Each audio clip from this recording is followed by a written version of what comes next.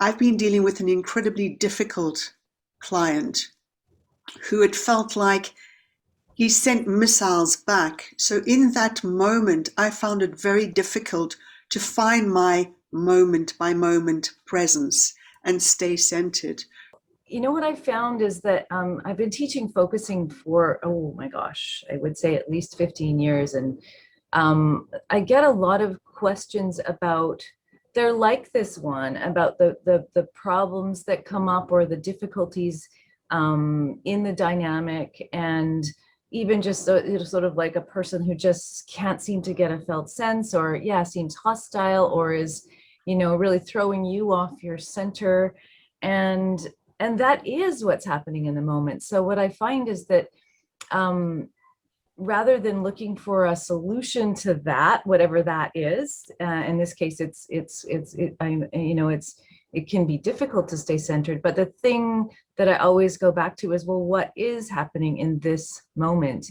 And in this moment, it's a sense of being attacked, or a sense of, or if, like a very common example in focusing is someone who just can't seem to get a felt sense or go in. And so rather than trying to find all these ways around it, is to find a way to really just name that, this might be, what you would actually say in response is really depends on the framework that you work from. But to simply, acknowledge, okay, there's this conflict here, and I might wonder, is this dynamic how this person, encounters life in general?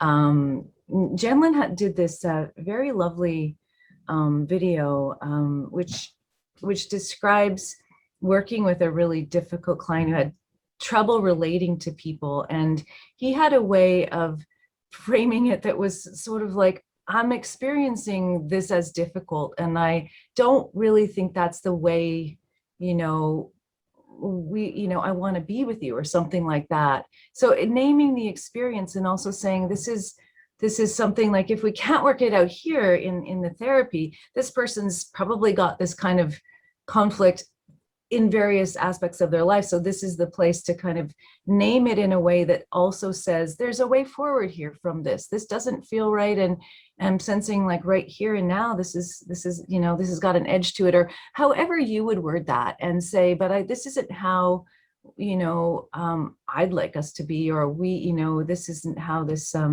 relationship is, ideally going to go. So what's, and how you, like I said, how you frame that question or comment depends a lot on your orientation. Some people wouldn't necessarily say that so directly, but I would find a way to say, this is what's happening here, without judgment, without necessarily trying to challenge or solve, but just to say, you don't necessarily want to say, I'm feeling attacked by you, but to say, I think this dynamic is a little bit difficult, and I'm wondering, about that, or just like naming it and letting that sit there, and see if that will cause the person to reflect, because what it does is throw them into this moment, off the track of attack, and into ideally your comments will point to something inside them that they will stop and have to pause and actually reflect on a little bit. And whether that will have that immediate desired impact, I can't say.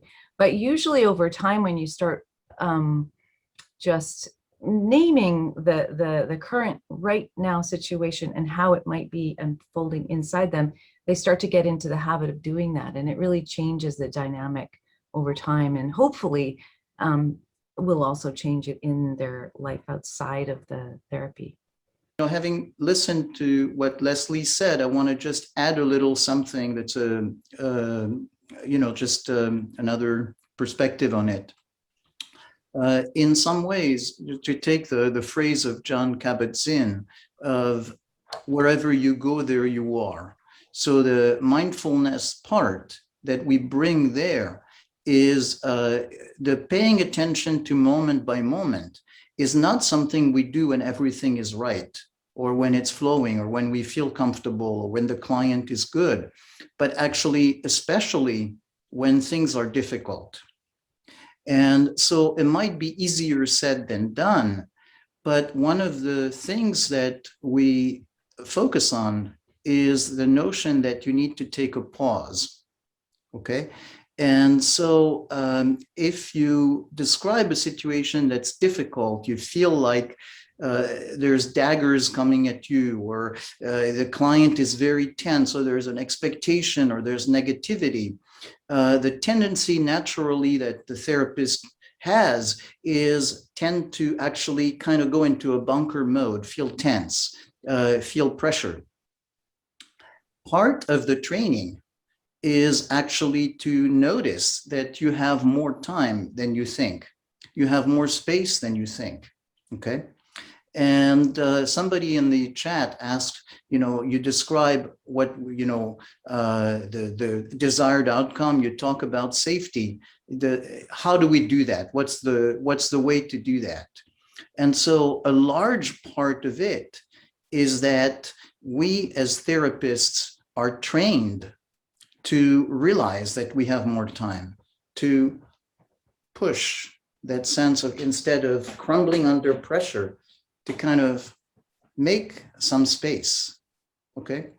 And unless we are able to make that space, it's not going to be possible for the client to find the space.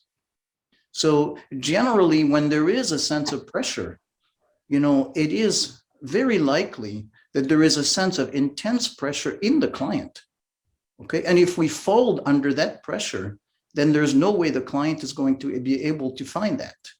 So these are not techniques. That's why our teaching is very experiential, because the way we do it is by practicing it. And when you've done it many, many times and you've seen other people do it, then it becomes second nature, under pressure, to realize, it's possible for me to take a little moment and to say, what's happening here? Okay.